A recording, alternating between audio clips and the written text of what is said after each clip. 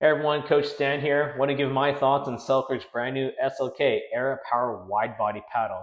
I know this is coming out 3, 4 weeks later than all the paddle reviewers and whatnot, but the reason why it's coming out so late is because when I first used this paddle, I felt this was going to be my new main. Did I want to create a video after my first 4 or 5 hours? Yeah, but if this was going to be my new main, wanted to give my thoughts on okay, well, what is it like after 3, 4 weeks of playing with it? So before we talk about the wide body shape of this new paddle, let me just throw back to Selkirk's Epic shape. So this is the Project 008 Epic shape, and when Selkirk's Epic line or the shape of the Epic line is going to be a wider face, shorter handle.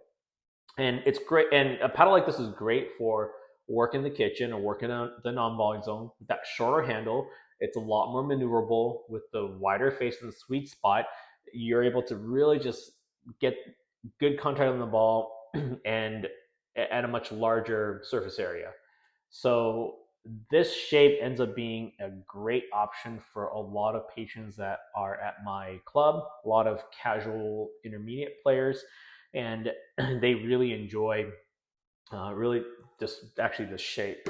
So with this new SLK wide body, there's several upgrades here that has made this an excellent, awesome choice for many of our patrons looking for their next paddle.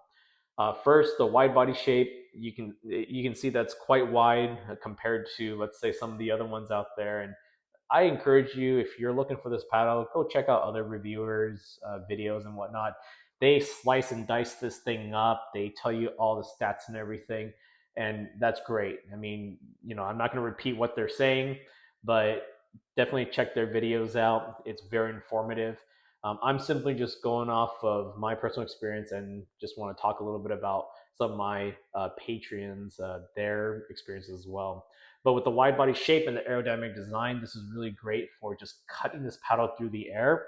The longer handle here, check out the handle comparison between the Epic shape versus this new wide body version, much longer. So a lot of people, when they think of getting a wider paddle, they think, oh, you have to compromise with a shorter handle. Well, this handle, it gives you quite a bit of room to really just get that two-hand backhand shot in, which is something I really like myself. But also when it comes to your top spin backhand dink and your drive drops as well, it gives you a lot of space to work that two-handed configuration here. Now, what I did was I added some weight on the sides here, and those weights help with the stability of this paddle.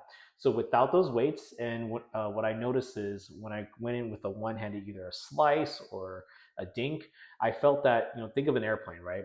I felt that this kind of fluttered just a little bit. By adding the extra weights on the bottom, it helps stabilize it. So when I now go in for that dink or for that slice, it doesn't flutter, doesn't wave around as much, and it's a lot more stable. So I've really enjoyed having the weights on the side here. My edge guard is going to add a little bit of weight up top, but not too much there. So why do I think this is such a great paddle? So if I am playing on the right side, where I have a left side player who's going to be hyper aggressive, and all my role is supposed to be is just to get it back over and set him up, that's I'm using this paddle. Great sweet spot, great resets and everything. But also at the same time, if I ever need to put it away, if I ever need to play an aggressive right side, I'm able to do it with this paddle itself. With the shorter handle, I'm still able to really just generate that counter and the blocks as I need with this paddle as well. But ultimately, uh, for a lot of my members and the patrons who are at my club, uh, $200. I mean, a lot of paddles, and and I know that there are Selkirk paddles that are kind of in that $300 range, or going to be in the near the $300 range right now. But for this paddle being in the $200 range with the 1 year warranty, I think this makes an excellent choice for someone looking for their next paddle.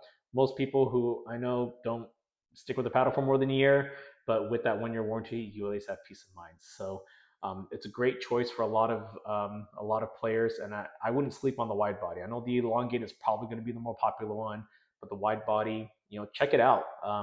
If you have someone nearby that can get you to demo this, go ahead and demo it, because I think with the extra long handle that that Selkirk has decided to put on this paddle, along with that larger sweet spot face here, I think this makes a really good all around paddle.